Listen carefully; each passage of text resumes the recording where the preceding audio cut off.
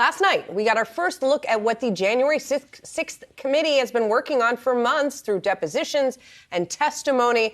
Most vocal, perhaps, on the committee throughout the hearing was Liz Cheney, who addressed her Republican colleagues directly. In our country, we don't swear an oath to an individual or a political party. We take our oath to defend the United States Constitution. And that oath must mean something. Tonight, I say this to my Republican colleagues who are defending the indefensible.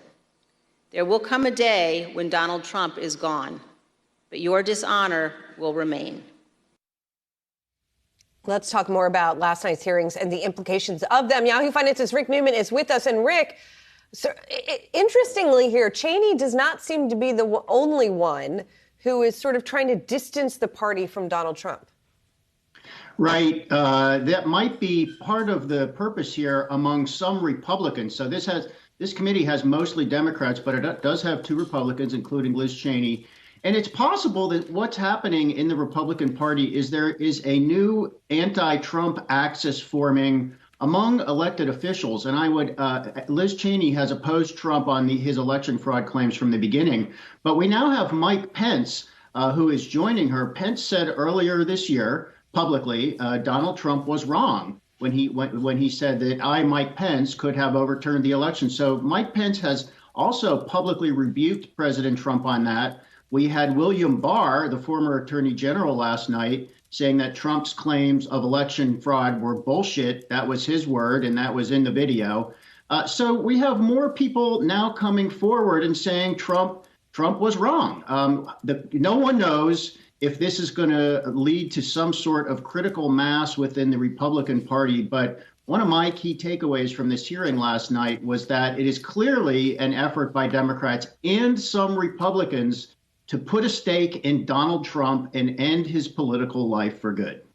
Regardless of the proceedings that are going to continue to go forward from here, there's also, of course, in the foreground, the midterm elections. Is there anything from what's taken place? And this was in prime time, we might add. So a lot of people were home. A lot of people could tune in should they so desire. And if they were tuning in, there was a lot that they heard from both sides of the aisle that were in rebuke to what took place. And so how does this impact the calculus for the midterms? I don't think it impacts it at all, to be honest. I think what you guys were talking about before is the top 5 issues in the midterm election, which is inflation. And if Democrats think they're gonna change that problem to their benefit, I think they're deceiving themselves. But that's not really the way they set up this hearing. I think they are just trying to drive Trumpism out of politics.